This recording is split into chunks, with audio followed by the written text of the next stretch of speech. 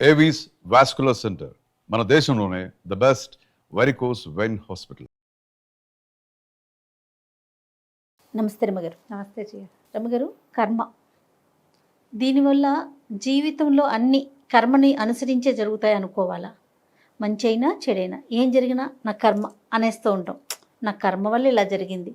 మంచిని కర్మతోనే మనం పోల్చుకుంటాం, చెడుని కూడా అలానే పోల్చుకుంటాం. నిజంగా కర్మ శాసిస్తుంది అంటారా మన జీవితాల్ని? శాసిస్తుంది.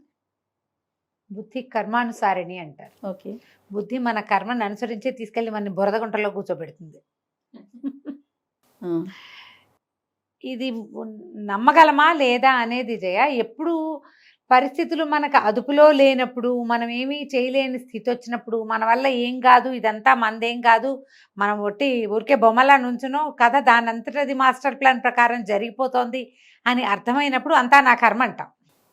లేకపోతే నేనే పగలదీశానని అనము. అంతా మన గొప్పతనమే. నేనే విరకొట్టాను, ఇదంతా నేనే చేసా, ఇదంతా నాది, అంతా మందే అలా అనిపిస్తూ ఉంటుంది. మన అదుపు లేని సమయంలో మనకి కర్మలు జ్ఞాపకం వస్తాయి జయ. కర్మ వల్లే ఇది జరిగింది, పూర్వజన్మలో వచ్చేసుకున్నాం అనిపిస్తుంది. శుభ్రంగా ఆరోగ్యంగా జామ్మని తిరిగేవాళ్ళు చిన్న ఏదో టెస్ట్ కోసమనో లేదా ఏదైనా కొనుక్కోటానికో ఏదైనా ఒక చిన్న సర్జరీకో ప్రొసీజర్కో గోత్రు వేయి ప్రాణాపాయ స్థితిలోకి వెళ్ళిన వాళ్ళని చూస్తాం. అవును. సరిగ్గా ఆ సమయానికి వాళ్ళు అలా మంచాన పడాలి కాబట్టి ఈ చిన్న మెలికొచ్చి ఇది అక్కడికి లాక్కెళ్తుంది. అవునండి, మనం చూస్తాం కదా, అట్లా చూస్తున్నాం కూడా. ఒట్టి పుణ్యానికి ఏముండదు. ఇక్కడ వేలు మీద ఒక కంతు వచ్చింది నాకు తెలిసిన ఒక ఆవిడకి. ఇక్కడ ఎన్నేళ్ల నుంచే ఉందిట, ఎన్నో ఏళ్ళ నుంచి తీర్చుకోవాలి అనుకునేవారు, ఊరుకున్నారు. ఈ కట్ చేసే క్రమంలో నెర్వ్ ఏదో తెగిపోయింది జయ. అది అసలు అలాంటిది ఊరికే తుప్పమని కత్తెరతో కట్ చేసినా సరిపోయేది. ఆ స్కాల్పెల్ లాంటిది ఏదో వేస్తారు కదా, ఆ తెగినది అసలు ఆవిడ ఎంత సతమతం అయిపోయిందంటే శుభ్రంగా టింగు రంగామని మామూలుగా కాదు, ఎలా ఎంత బాగుండేదో. కత్తి కసాట అనేవాళ్ళు మా ఫ్రెండ్స్ ఆవిడని, అలా ఉండేది షార్ప్గా, ఎంత బాగుండేదో. అంతే, ఇక ఆవిడ వెజిటబుల్ అయిపోయింది, ఇంకేం లేదు. ఎన్నాళ్ళు పట్టిందో. తర్వాత ఆవిడకి ఆ ఎంగులకు ఆ చాము ఆ చురుకు అన్నీ పోయినాయి. అది ఉంచుకున్నా పోయేది. ఆవిడ మూలపడ్డానికి ఇది కారణమైంది. 9-10 సంవత్సరాలు ఉంది ఆ కాయ. అబ్బాబ్బాబ్బా, చాలా సన్నది పాపం. ఆయన పొరపాటు కూడా కాదు, అంతే జరిపోయింది అంతే. ఇంకా ఈ చిన్న పన్న సర్జరీలు ఊరికే కేవలంగా డాక్టర్లు ఎడం చేత్తో చేసేస్తారు. అలాంటి సర్జరీల్లో ఒక్కొక్కళ్ళకి ప్రాణాపాయ స్థితి వస్తుంది, వాళ్ళ కర్మ ఒట్టి పుణ్యానికి. అది ఎక్కడో మనం చూసాం, సత్యనారాయణ స్వామి దేవస్థానం దగ్గర మణికొండలో పెరుక్కో కూరకో వాకిట్లోకి వచ్చి వాకిట్లో ఉన్న దాంట్లో పడిపోయారు వాళ్ళు ఎవరో.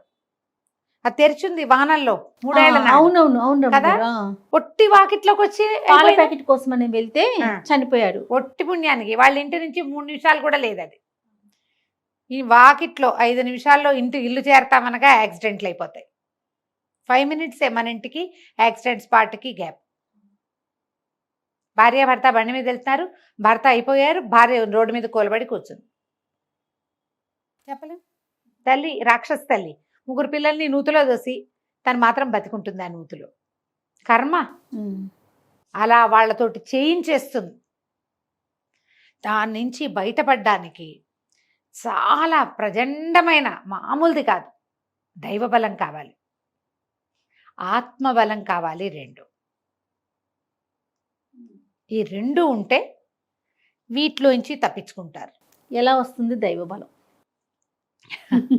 ప్రార్థన, సహాయం, ఈ 2 వల్ల వస్తుంది. ఈక్వల్ ప్రయారిటీ కదా రమ్మగారు, ప్రార్థనకి సహాయానికి. మీరు పూర్తిగా అందులో ఏమి ఒక పావించి అటు పారించి ఇటు లేదు. ఇది నేను కాదు, ఇది నాది కాదు, సర్వం భగవంతుడేనని నమ్మాలి ప్రతివాడు. ఇదంతా నేనే చేస్తున్నానని అనుకోవద్దు. నీకు కష్టం వచ్చినప్పుడు సహాయం అర్థిస్తాను భగవంతుడిని కాదు, నువ్వు ఎప్పుడూ నీకు హ్యాండీగా ఉండాలి పక్కన భగవంతుడు. దానికి నువ్వేం చేయాలి, ముందు నుంచి నీకు ప్రార్థించే అలవాటు ఉండాలి, ఎప్పుడూ సహాయం చేయాలి. నువ్వు చేసిన సహాయమే నిన్ను గోతులోంచి బయటికి తెప్పిస్తుంది. నువ్వు చేసిన ప్రార్థనే నీకు సరైన సమయానికి సహాయాన్ని అందేలాగా చేస్తుంది. అవును. ఈ రెండు మనని కర్మల నుంచి తప్పించుకునేందుకు అవకాశాన్ని ఇస్తాయి. నువ్వు ఇట్లా ఏదైనా ప్రాబ్లం రాగానే నువ్వు దైవాన్ని తిట్టి ప్రపంచాన్ని తిట్టి చేస్తావు. చుట్టుపక్కల వాళ్ళందరూ దుర్మార్గులుగా కనపడతారు. నువ్వు నిన్నటిదాకా ఎంత దుర్మార్గుడుగా ఉన్నావో నీకు గుర్తురాదు, నీకు ఊహ కూడా రాదు. సహాయం చేయని వాళ్ళందరినీ తిడతావు, కానీ నువ్వు ఏనాడు ఎడం చేత్తోటి కూడా ఎవరికి సహాయం చేయలేదని నీకు గుర్తురాదు. అవును. నేనేం చేశాను అన్న ఊహ రాదు అసలు నీకు. అసలు ఆ ఊహలు రాకూడదంటే ఎప్పుడు సహాయం చేసే గుణం ఉండాలి మనుషులకి. మనుషులుగా ప్రవర్తించాలమ్మా ప్రతివాడును.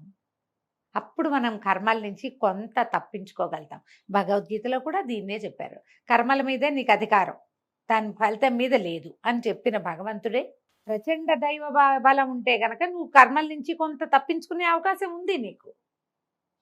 చాలా అద్భుతమైన క్రియ చెయ్యి, ప్రార్థన చెయ్యి, సాధన చెయ్యి, ఉపాసన చెయ్యి, నిన్ను భగవంతుడు రక్షిస్తాడు.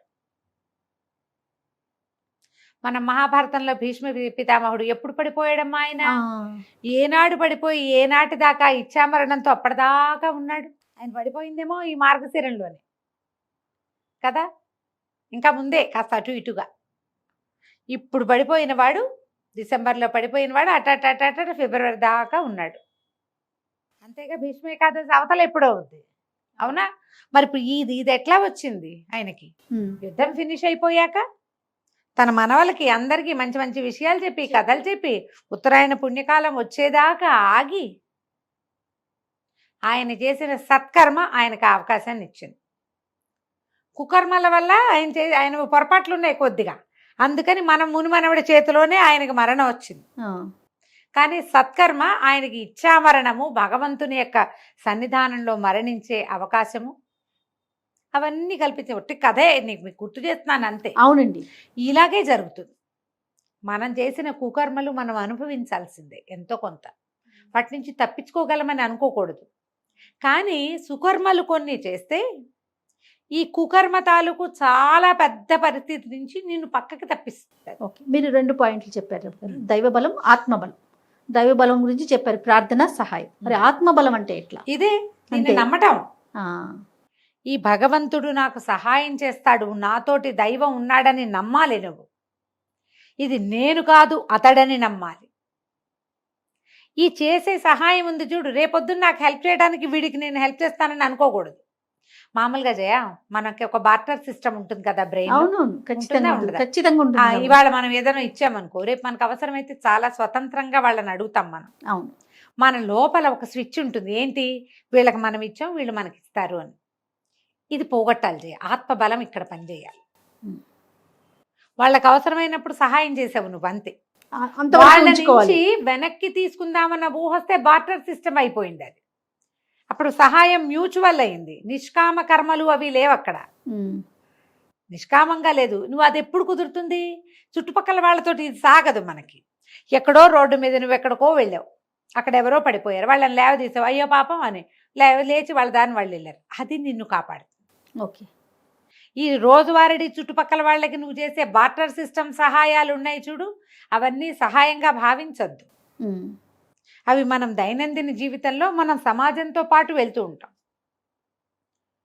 మనం వెనక్కి ఎక్స్పెక్ట్ చేయనివి కొన్ని ఉంటాయి, అప్పుడప్పుడు మనం ఇక్కడ కూడా చేస్తాం అట్లా. అవును, వెనక్కి ఎక్స్పెక్ట్ చెయ్యం ఇంకా దాన్ని. మనం ఇచ్చాం కాబట్టి వాడు ఇవ్వాలి అని భావించాం. ఆ భావించనిది ఏదైతే ఉందో అది ఇక్కడ మనకి హెల్ప్ చేస్తుంది. భావించకుండా ఉండటమే ఆత్మబలం. భగవంతుణ్ణి భావించాలి. ఎవరికైనా సహాయం చేస్తే ఇది నా గొప్పతనమేనన్న భావనని జయించాలి. ఎంత గట్టి కావాలి చేయడానికి, చాలా చాలా అవసరం కదా. మనం మాట చెప్పేస్తాం కానీ లోపల ఉండదు అది. ఆ లోపల దిటవుని సంపాదించటమే ఆత్మబలం. ఈ 2 సంపాదిస్తే కర్మ నుంచి మనం జయించగలుగుతాం ఎంతో కొంత. ఈ దేవాలయాలకు వెళ్ళటము, దేవాలయ దర్శనం, ఏమి ప్రార్థన లేక, అంటే ఏమంటారు, ఏది కోరుకోకుండా అట్లా దైవాన్ని చూసి నమస్కారం చేసుకుని బయటికి రావటం, గుడికి వెళ్తే మంచిది, ఈ గ్రహాలకు శాంతి, ఆ గ్రహాలకు శాంతి అంటే గ్రహాల శాంతి మాత్రమే అవుతుంది. నువ్వు అనుకున్నావు గ్రహశాంతి కోసం వెళ్తున్నావు, గ్రహశాంతి జరుగుతుంది ఉమ్. అంతే. తప్పిస్తే అది నీ వెనకాల వస్తుంది అనుకోవద్దు. అది ఎప్పుడు వస్తుందంటే ఇక్కడ దైవం ఉన్నాడు, ఆయన చూడడం నీ విధి, వెళ్ళి దండం పెట్టుకురా అంతే. ఓ రావి చెట్టు కనపడింది, 3 మాళ్ళు ప్రదక్షిణాలు చేయి, దండం పెట్టు. ఎక్కడైనా వినాయకుడు కనపడ్డాడు, ఒక దండం పెట్టు. ఎవరికైనా అవసరం సహాయం చేయి. నీ దగ్గర బాటిల్లో మంచినీళ్ళు, మధ్యాహ్నానికి నాకు ఎలా అని ఆలోచించకుండా కాసిన మంచినీళ్ళు ఎవరికైనా, సాయంత్రం గురించి ఆలోచించకుండా ఓ రొట్టె ముక్క చేతిలో ఏది ఉంటే అది ఇవ్వు. వాళ్ళకి ఆకలిగా ఉంది, వాళ్ళకి తిండి పెట్టి. వాకిట్లో ఎవరో ఉన్నారు ఫోన్లో ఎండ వెళ్తేప్పుడు వెళ్ళండి ఏంటి వాకిట్లో కూర్చున్నారు అని అనకుండా, ఈ ఎండవేళ్ళలో పాపం పోనీ లేని బాబు ఈ పైకి వచ్చి జరగమ్మా అదంతా ఎండగా ఉంది, అన్నం తింటావా అని కాస్తంత మజ్జిగాన్నం పెట్టు. ఇవన్నీ నీ కర్మని, కుకర్మని పేదదాన్ని చిన్నది చేస్తాయి, పోగొట్టవు, తగ్గిస్తాయి. అది చాలుగా అది మనకి, చాలు కదా రమ్మగారు. అది చాలుగా. కాళ్ళలో ముళ్ళు గుచ్చుకున్నా పర్వాలేదు, కంట్లో గుచ్చుకోకుండా ఉంటే చాలు. కాలు కుంటుకుంటూ తిరగచ్చు, కన్ను పోతే కష్టం కదా. ఇలా ఆలోచించండి, కుదురుతుంది అది. తప్పకుండా రమ్మగారు. నమస్తే. నమస్తే.